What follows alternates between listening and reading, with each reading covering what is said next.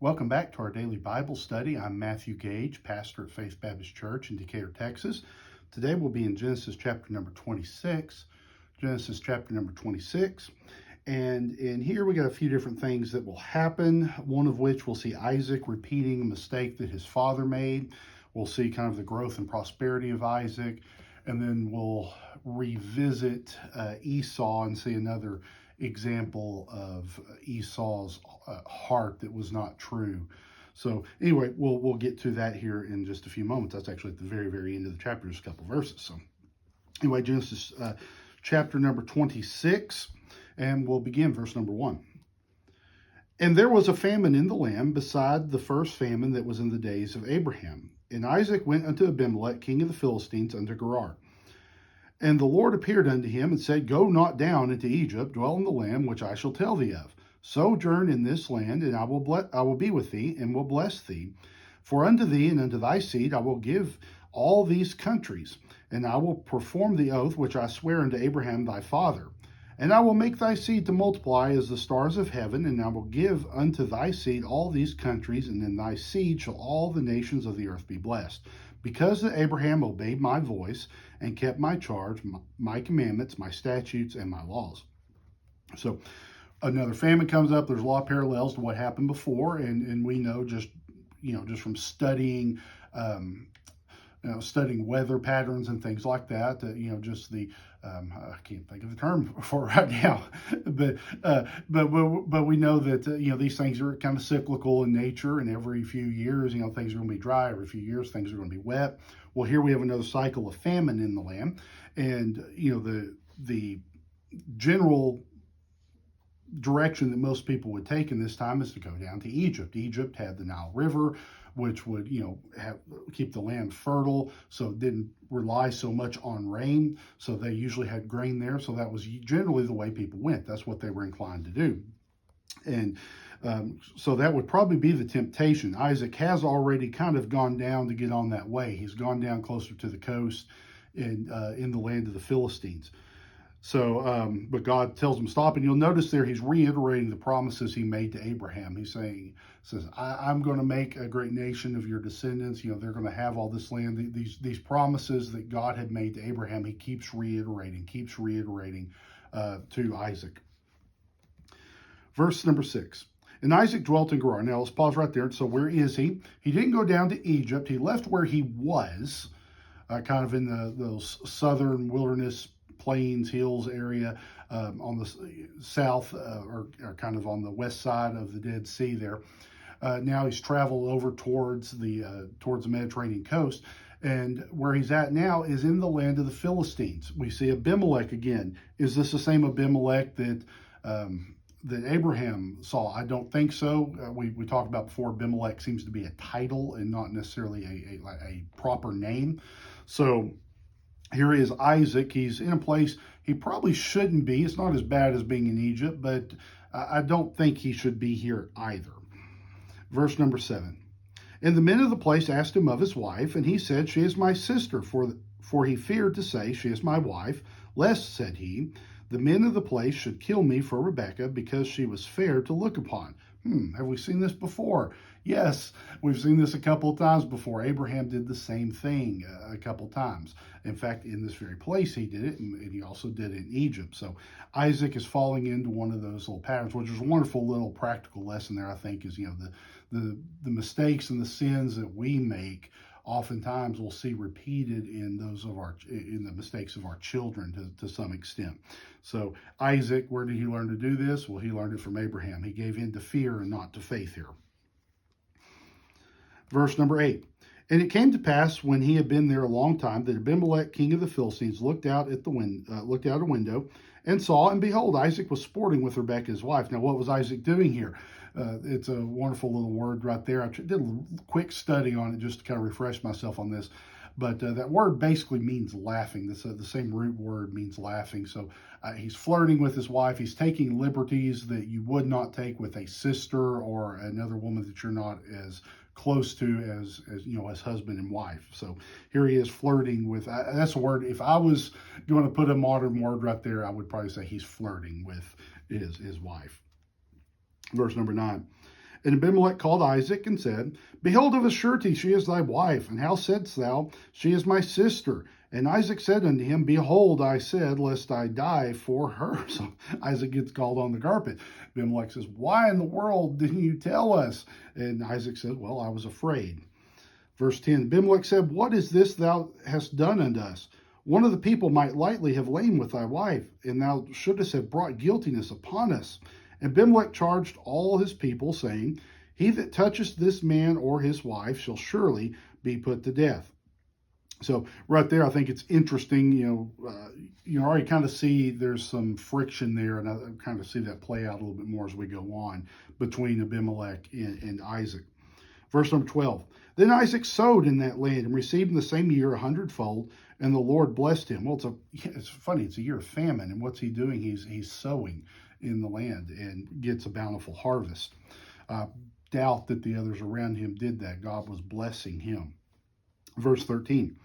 And the man waxed great and went forward and grew until he became very great. For he had possession of flocks and the possession of herds and great store of servants, and the Philistines envied him. For all the wells which his father's servants had digged in the days of Abraham his father, the Philistines had stopped them and filled them with earth. So you see this jealousy. They already are worried that, Abraham or his heir Isaac are going to become too powerful. So they're trying to impede their progress. So trying to keep them away. So one of the ways you do that, you stop up the water supply in that land. That's a very important thing. And here in Texas, the American West, we completely understand the importance of water. And if you cut off the water supply, my goodness, it's not a good place for you to have your herds, or a good place for you to live. Verse number 16, And Abimelech said unto Isaac, Go from us, for thou art much mightier than we. So before this gets any worse, before this comes to blows or to war between these two, Abimelech says, Isaac, you need to get out of town. Get out of Dodge. We'll keep using the Western terms here. I love Westerns. So he says, we need to get out. You need to get out of Dodge before there's problems here. This town ain't big enough for the two of us. I'm having so much fun with those Western references. Verse number 17, better move on. And Isaac departed thence and pitched his tent in the valley of Gerar and dwelt there. And Isaac digged again the wells of water which they had digged in the days of Abraham his father, for the Philistines had stopped them after the death of Abraham. And he called their names after the names by which his father had called them. So what is he doing here? He's reestablishing his presence. I kind of like this. I've seen some people take some shots at Isaac and say, well, Abraham, for instance, Abraham built altars. Isaac's digging wells. Well, Isaac's making sure their place in the land. He's really, practically speaking, preserving those, or helping promote those promises of God here. Let's see here, verse number 19. And Isaac's servants digged in the valley and found there a well of springing water. That's called an Artisan Well. Where the water just comes up. You don't even have to go down. Those are great wells. You don't have to, send a rope and a bucket down. The water just comes flowing out. Verse 20. And the herdmen of Gerar did strive with Isaac's herdmen, saying, The water is ours. And he called the name of the well Essec, because they strove with him. The word Essec there means contention. So this was a place of fighting. Now, what's Isaac going to do? Isaac's not one to battle here. I kind of like this about him. He says, okay, I will give ground for peace. We're going to move back. And what does he do? Verse 21, they digged another well and strove for that also. And he called the name of it Sitnah. That word means hatred. So he tries to establish another place. Well, there's still more contention. Verse 22, and he removed from thence and digged another well, for that they strove not. And he called the name of it Rehoboth. And he said, For now the Lord hath made room for us, and we shall be fruitful in the land. So Rehoboth means room. There's space here. We have enough space between us. The herdsmen there from Gerar, they can have those other wells and they can stay over there. I have Rehoboth here and my well here, and everybody's good. We can all prosper. We can all get along. There can be peace. Verse 23, and he went up from thence to Beersheba. And the Lord appeared unto him the same night and said, I am the God of Abraham thy father. Fear not, for I am with thee, and I will bless thee and multiply thy seed for my servant Abraham's sake. And he built an altar there and called upon the name of the Lord and pitched his tent there. And there Isaac's servants digged a well. So once again, God's reiterating the promises. He's appearing. I mean, this is a very special occasion, and it's marked not only by the appearance of God, but what happens there. We're going to build an altar. We're going to worship God. But also, what's he doing? He's digging a well. He's putting down roots. And this is a sign of settlement there. I think it's not just I'm following the promises of God for what will be, but I'm putting my feet down right here and saying this is where it's going to be. I think that's kind of a wonderful little thing there. Verse 26. Then Abimelech went to him from Gerar, and Ahuzzath, one of his friends, and Phicol, the chief captain of his army. And Isaac said unto them, Wherefore come ye to me, seeing ye hate me, and ye have sent me away from you? These guys come. I'm sure Isaac's saying, well, what is this? They wanted me to leave. They've been, we've been fighting over some of these wells and things. We've got this animosity between us. So seeing them come, I'm sure he's thinking this isn't good. They want war. That they're coming to lay down a challenge. Verse number 28. And they said, We saw certainly that the Lord was with thee.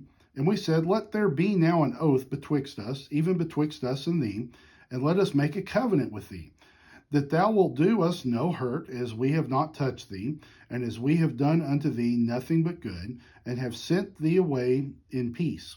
Thou art now the blessed of the Lord. So they recognize, they say, look, as we had dealings with Abraham, we see the same hand of God upon you, and we haven't done anything wrong to you in this. We've had some hard times, we've had some friction, but we haven't done anything. So let's just be friends and make a covenant, have a peace treaty between us. Verse 30, and he made them a feast, and they did eat and drink. And they rose up betimes in the morning and sware one to another. And Isaac sent them away, and they departed from him in peace. And it came to pass the same day that Isaac's servants came and told him concerning the well which they had digged. And they said unto him, We have found water. And he called it Sheba. Therefore the name of the city is Beersheba unto this day. And that word right there, Sheba means oath. So Beersheba means a city of the oath. So the settlement around there became known as city of the oath. And this is marking the monument of remembrance of the oath that was made. It's kind of like we still do here in America. We build monuments to great historical occasions, a Civil War battlefield, or maybe the site of a famous building. We'll put up a marker to great men, Washington or Lincoln. We have monuments made to them. Well, to remember what happened, to remember these men, to remember the deeds, remember our past. Well, this well kind of is a memorial for that, saying, see that well reminds us of the oath that was made, that we're not going to be at war with each other. Last couple of verses here, we close out. We return back to Esau. Verse 34, and Esau was 40 years old when he took to wife Judith, the daughter of Beeri, the Hittite, and Bashemath, the daughter of Elon, the Hittite, which were a grief of mind unto Isaac and to Rebekah. So what does Esau do here? I mean, he's up in years. He's an adult, at this time, even in the extended lifespan. I mean, he's an adult here. And what does he do? He has taken him two wives, and also not just two wives, but also these are two of the Canaanite women.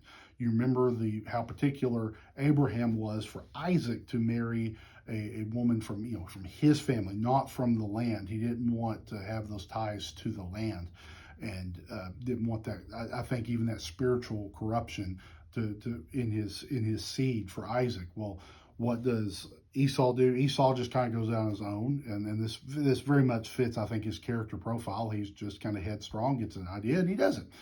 And so he goes out and he marries these two wives, and Isaac and Rebekah, these knowing better and knowing his place presumably as the firstborn son, knowing these promises. I'm sure they have concerns, thinking, well, what's going to happen down the line? Is Esau's heart going to be turned? Are our grandchildren still going to serve God?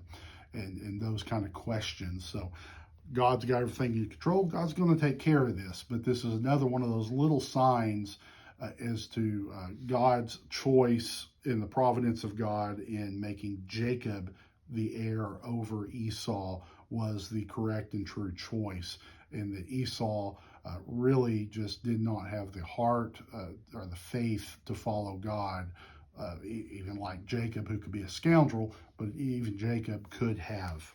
So there we go. We wrap up Genesis chapter number 26. I appreciate you watching. I hope it's been a help and a blessing to you.